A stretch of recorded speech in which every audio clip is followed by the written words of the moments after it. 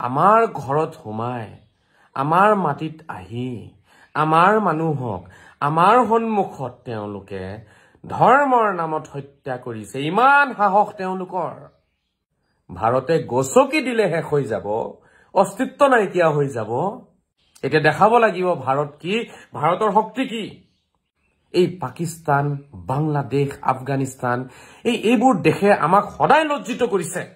তেওঁলোকৰ ভূমিত গৈ পেলাই শিক্ষা দিব লাগিব। এতিয়া জম্মু কাশ্মীৰত যিটো ঘটনা হৈ গ'ল, দুখ প্ৰকাশ কৰিবলৈ কাৰণে শব্দই বিচাৰি পোৱা নাই। কেনেকে মনৰ কথাখিনি কম, কি কম তাকে ভাবি আছো। আজি ভাৰত চৰকাৰক অনুৰোধ জনাম, পাক চৰকাৰ, পাক সেনা আৰু পাক সন্ত্ৰাসবাদীক এনেকুৱা শিক্ষা দিব লাগে এতিয়া ভাৰত চৰকাৰে, যাতে তেওঁলোকে কিয়ামত লৈকে যাতে পাহৰিব নোৱাৰে, কিয়ামত লৈকে যাতে তেওঁলোকৰ বুকু কপি থাকে, এনেকুৱা শিক্ষা দিব লাগিব। এতিয়া দেখাব লাগিব ভাৰত কি, ভাৰতৰ শক্তি কি। ইমান সাহস। আমাৰ ঘৰত সোমাই আমাৰ মাটিত আহি আমাৰ মানুহক আমাৰ সন্মুখত তেওঁলোকে ধৰ্মৰ নামত হত্যা কৰিছে। ইমান সাহস তেওঁলোকৰ। মৰম চেনেহৰ সম্পৰ্ক ভাৰতে ৰাখি আছে বুলিয়ে তেওঁলোকৰ ইমান সাহস বাঢ়িছেনে? আজি দেখাব লাগিব আমি ভাৰত কি, ভাৰতৰ শক্তি কি। তেওঁলোকৰ ভূমিত গৈ পেলাই শিক্ষা দিব লাগিব। এতিয়া বহুত হল, দুদিন পাছে পাছে আমি লজ্জিত হওঁ। এই পাকিস্তান, বাংলাদেশ, আফগানিস্তান এইবোৰ দেশে আমাক সদায় লজ্জিত কৰিছে। আমাৰ মান সন্মান মাৰি শেষ কৰিলে, আমাৰ মৰ্যাদা শেষ কৰিলে গোটেই পৃথিৱীতে। নিজকে পৰিচয় দিবলৈ লাজ লাগে এতিয়া। এই পাকিস্তান, আফগানিস্তান, বাংলাদেশৰ দৰে দেশবিলাকৰ কাৰণে, তাতে থকা কিছুমান মানুহৰ কাৰণে আজি নিজকে লাজ লাগে মানুহৰ সন্মুখত পৰিচয় দিবলৈ কাৰণে। কি মন মগজু তেওঁলোকৰ, কি মানসিকতা। মানুহ হয় নে জন্তু হয় নে কি হয়? তেওঁলোকৰ কাৰণে আজি কোৰাণ অপমানিত, ইছলাম অপমানিত। তেওঁলোকক শিক্ষা ভাৰতেই দিব পাৰিব আৰু ভাৰতে দিব লাগিব। ভাৰত চৰকাৰক মই অনুৰোধ জনাইছো, যিমান কঠোৰ ব্যৱস্থা গ্ৰহণ কৰিব পৰা যায় কৰিব লাগে, যিমান কঠোৰ হ'ব পৰা যায় হ'ব লাগে। আজি আমি যিসকলক হেৰুৱালো তেওঁলোককতো আমি ঘূৰাই আনিব নোৱাৰো, কিন্তু আমি প্ৰতিশোধটো ল'ব পাৰিম, তেওঁলোকক শিক্ষাটো দিব পাৰিম। মৰম চেনেহৰ সম্পৰ্ক ৰখাৰ বাবেইতো তেওঁলোকে আগবাঢ়ি আহিছে ইমানখিনি।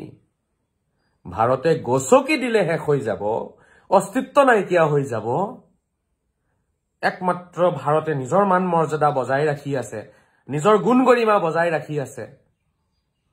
সেইকাৰণেইতো ভাৰত আজি ইমান দিনলৈকে একো কোৱা নাছিলে ভাৰতে, কিন্তু তেওঁলোক বহুত আগবাঢ়ি গ'ল। গতিকে ভাৰত চৰকাৰক মই অনুৰোধ জনাম, যিমান সোনকালে পৰা যায় তেওঁলোকক শিক্ষা দিব লাগে। এই ধৰ্মৰ নামত তেওঁলোকে যিবোৰ কাণ্ড কৰি আছে, ইয়াৰ উত্তৰ ভাৰতেই দিব পাৰিব। আৰু এটা কথা মই চৰকাৰক অনুৰোধ জনাব বিচাৰিম, সেয়া হৈছে যে এই যিবোৰ ভিডিঅ' আছে, পাকিস্তানী ভিডিঅ', বাংলাদেশী ভিডিঅ', মুল্লাবিলাকৰ এই ভিডিঅ'বিলাক কেনেকে বেন কৰিব পৰা যায়, এই বিষয়ে চৰকাৰে চিন্তা কৰিব লাগে। এই ভিডিঅ'বিলাকৰ মাধ্যমেৰে আচলতে পাকিস্তানী মুল্লা আৰু বাংলাদেশী মুল্লাবিলাকে উগ্ৰবাদ বিয়পাই আছে। চেহেৰা চাবচোন তেওঁলোকৰ, চেহেৰা দেখিলেই খং উঠে পাকিস্তানী মুল্লাবিলাকৰ আৰু এই বাংলাদেশী মুল্লাবিলাকৰ। তেওঁলোকৰ কথাত অকল উগ্ৰবাদ, তেওঁলোকৰ মতে অকল তেওঁলোকেই ভাল পৃথিৱীত আৰু কোনো মানুহে ভাল নহয়। গতিকে এই ভিডিঅ'বোৰ কেনেকে বেন কৰিব পৰা যায়, আমাৰ ৰাইজক কেনেকে বচাব পৰা যায়, ভাৰতীয় সমাজক কেনেকে বচাব পৰা যায়, এই বিষয়ে কিন্তু চৰকাৰে অলপ চিন্তা কৰিলে নিশ্চয় কিবা নহয় কিবা এটা ব্যৱস্থা ওলাব। এই ভিডিঅ'বিলাকে বহুত প্ৰভাৱ পেলাই আছে আমাৰ সমাজত।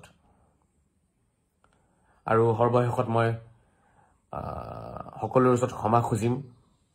ইয়াতে ইছলামৰ কোনো ধৰণৰ দুখ নাই বা কোৰাণৰ কোনো দুখ নাই। কোৰাণে তেনেকুৱা কোনো কথা শিকোৱা নাই যে ধৰ্মৰ নামত মানুহক মাৰিব লাগে, কলিমা পঢ়িব কৈছে, নাই পঢ়াৰ কাৰণে হত্যা কৰিছে। এইবোৰ কোৰাণত নাই। এইবোৰ হৈছে মুল্লাবিলাকৰ কিছুমান মুল্লাৰ চিন্তাধাৰা। মই সদায় কথাটো কৈ আহি আছিলো, সদায় কৈ থাকিম। আজি যে আমি লজ্জিত হৈছো, যোগ্য সমাজে এবাৰ ভাবি চাওক, আমাক লজ্জিত কোনে কৰিছে?